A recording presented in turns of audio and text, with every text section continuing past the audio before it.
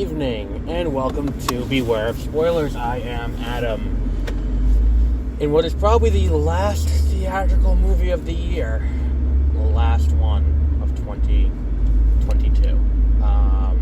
In all likelihood, because I don't think that, knowing me, I'm not likely to go see The Menu, which I've not seen yet. I'm not likely to go see, what was that other one that, I haven't seen yet? Women Talking, I don't think it's opening here. I'm not 100% yet. But that might be the true last. If that comes out Friday or Thursday, that might be the actual last. But if not that, then this will be the last one. I Want to Dance with Somebody, the Whitney Houston biopic.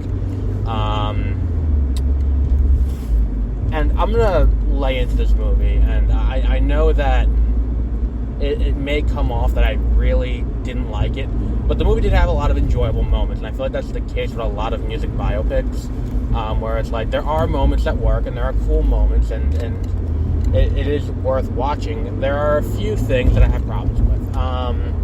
Number one, the movie kind of assumes you know the story, which is something that always bothers me, because going to a biopic, I want to see something I don't know. And if I'm watching a movie especially, I want to see something that I don't necessarily know.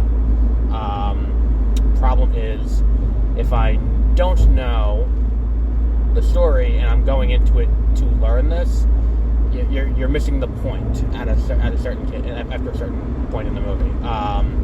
Where, like, I didn't know a lot of what happened in Bohemian Rhapsody. I didn't know a lot of what happened in Rocket Man. I didn't know a lot of any of what happened in Straight Outta Compton. So these things are all kind of informative to an extent, because again, they're dramatized, so you gotta take it with a grain of salt, but the broad swaths of information should be reasonably easy to track and follow, because you have to keep track of it. This movie, I have the problem where if you're not watching, like, if you don't know the story, you have very little idea of how much time passes, because they don't use try-ons for a good amount of the movie, and I'm just like, can we get some semblance to know how much time has passed? Has it been a week? Has it been 5 minutes? Has it been a month? Has it been a day? Like, can we get some semblance of explanation as to how long it's been between these various scenes? And I think that's something that the movie kind of fails at there. But if you're someone who knows the story of Whitney Houston and tracked her career in real time, of which I did not, because, the climax of the movie is her at the 94 AMAs, and I was not born for another month after that. So, yeah. Like, I feel like that's kind of a big sticking point for me, is that there's no way to track how much time has passed between stuff, because one of the things that the passage of time does is it gives the viewer the ability to extrapolate relationships. The viewer can then be like, okay, so this much time has passed between movie 1 and movie 2, so these characters who have been dealing with each other for this amount of time have developed in this way. And then when we see where they were left and where they've picked up, we can infer how much time has passed. But without that keystone of how much time has passed, the viewer can't do that, which causes a disconnect. But if you know the story, you probably won't run into that issue, which I did not. The other issue I had was the end of the movie. I feel like the very end of the movie kind of stuck with me, and not in the right way. Because hear me out. And it's fitting that this is the week that Knives Out hits Netflix. Because I had a similar thing with Knives Out, where it's a small gripe, but it's an editing issue. Now, when you watch this movie, and you get to the third act of this movie, she is now in a relapse, and she is, going to go perform, and she's back on drugs. So you get this scene where she is, she gets a text. She's up in her hotel room. She gets a text saying, "I'm downstairs." She goes downstairs, gets the drugs from the guy, and and then goes to the bar, sits down at the bar to have a drink, because you can't just go down there, sign the autographs for 5 people, then go back up. That would look weird. So she got to go down, sit at the bar, and all of that. So she goes down, sits at the bar, and the bartender comes over and he goes, "Oh, you're Whitney Houston." I was at the 94 AMAs. I saw you live at that show, and that was just incredible and all that. And then it's like there's this moment where she's like, they have this conversation about how much she means to him and all of that.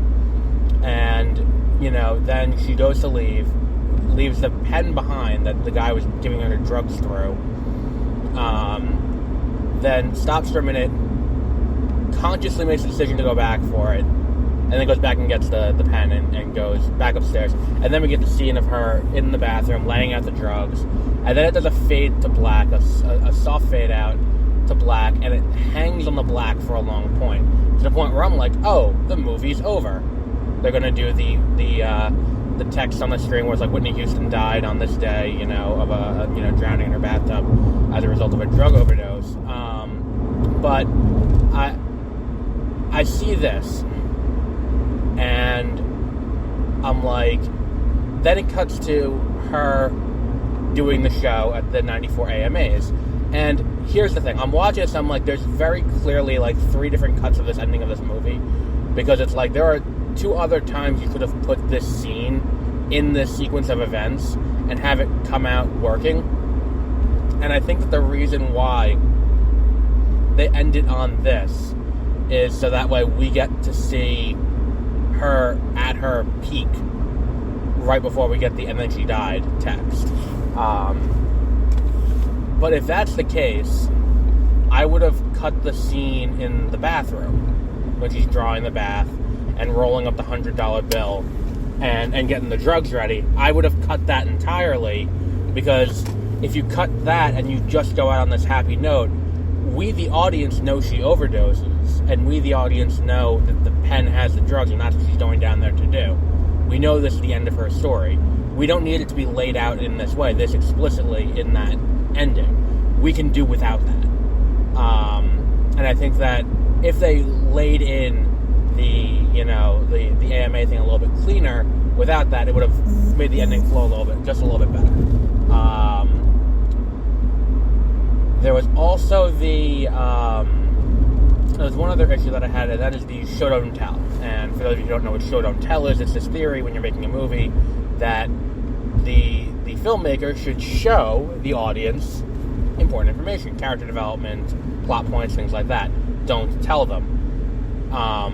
Have it that way the audience can experience it and they learn it that way, instead of it being explicitly told to them. If you tell the audience something, it feels like you're just spoon-feeding it and you're not actually developing the story.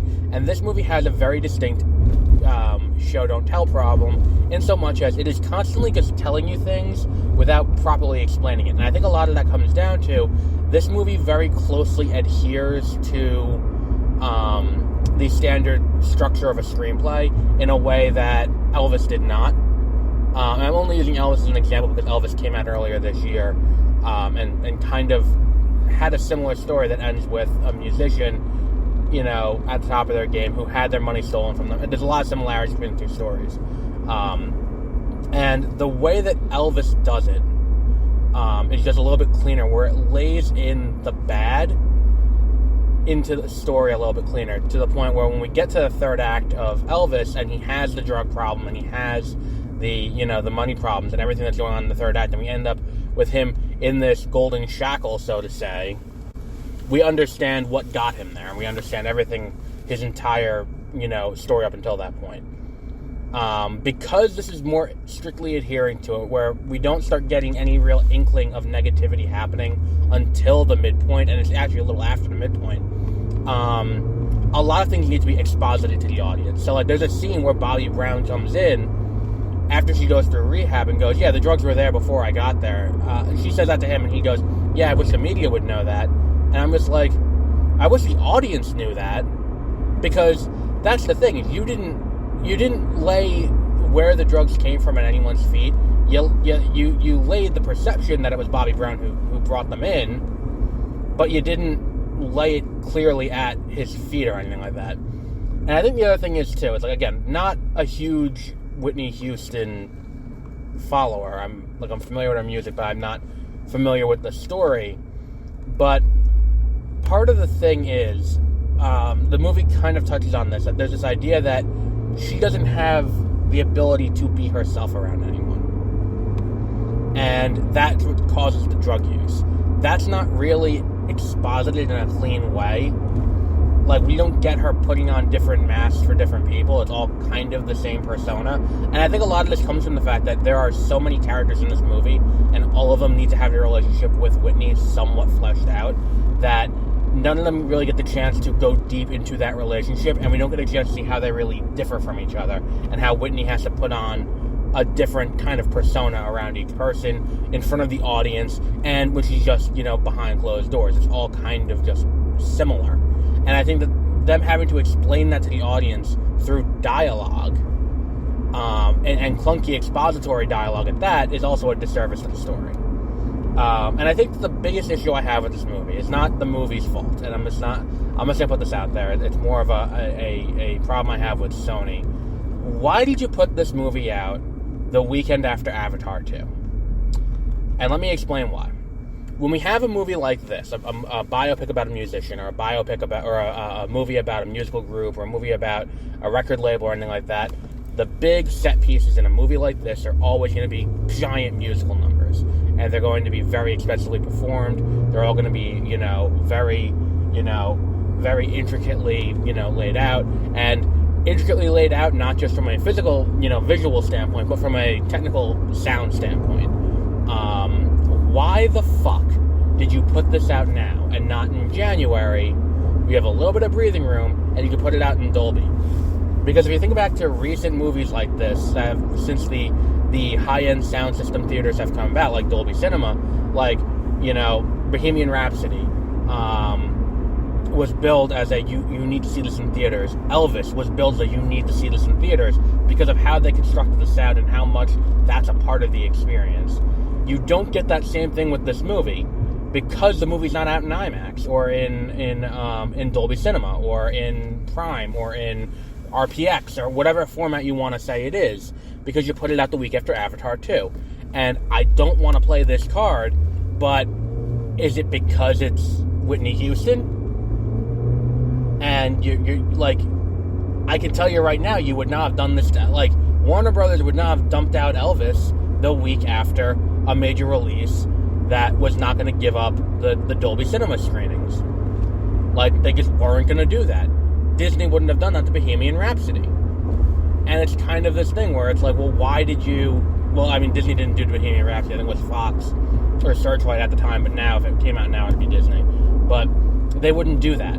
Because if you're going to sell tickets to this movie, you're selling tickets to the cinematic experience that comes with these giant surround sound systems that we're now accustomed to in theaters. And these movies are shot with those in mind. Unless Sony didn't give them the budget for that, in which case, what the fuck are you even doing? Because you have to give them the budget for that if you're going to make this movie and you're not going to do that. And there's no way for me to know, because the sound system here is like marginally better than the sound system I have at home. Like, because it's a base movie theater sound system. But look, at the end of the day, it's like, this was a very bad release date to put this out. Because if you want this movie to make as much money as it can, you want to give it room to breathe. And I'm not saying room to breathe where it's like, we gotta give it a wide berth the way that they gave No Way Home, like, 6 weeks with no competition. Or Endgame had, like, almost the entire summer with very little competition. It's that kind of thing where it's like, you want to give it a few weeks. You want to give it a space where it can have that time in a premium format. Because that's when you're selling someone on going to the theater, you're selling them on an experience they can't get at home. That's the point of going to a movie theater. That is, I mean, for me, it's because I'm seeing the movie so I can review it for this, or review it for Smithtown Chronicle, or any number of other things. Like, I want to, see the movie in the theater for that. But the decision to go back a second time, like I've done a few times with movies, like I went back to see Multiverse of Madness for a second time, is the spectacle. You're seeing something that you can't see at home. Even if it came to DVD or 4K Blu-ray next week, you could not get that same experience at home. And I think that by putting this movie in this situation, you took that away from it in a way that's really not right, that they probably wouldn't have done to other movies. But we'll wrap up there for today. I think we've covered enough ground on this. I mean, look, my problems with the movie notwithstanding, it's still not a terrible movie. It's not worth your time to watch this. Where it's like it's at 2.5 hours, it's a well-paced 2.5 hours where it didn't feel like it. Like, you don't sit, like, I think Elvis, I felt the 2:45 a little more than I felt the 2.5 on this. Which speaks more to this movie's editing and keeping things interesting than Elvis was able to. That's not to say either movie's bad or better than the other. I'm just saying that this movie does have some structural issues that maybe 1 or 2 more passes on the script could have fixed. But, you know, at the end of the day, it is what it is. We can't control that. It's playing in theaters. It's going to be playing in theaters for the foreseeable future. Yeah, we'll wrap up there for today. It's Sony, so if you don't want to see it in theaters, I think Sony movies tend to go to Netflix. So, if you don't want to see it in theaters, if you wait like 45 days, it'll probably end up on Netflix.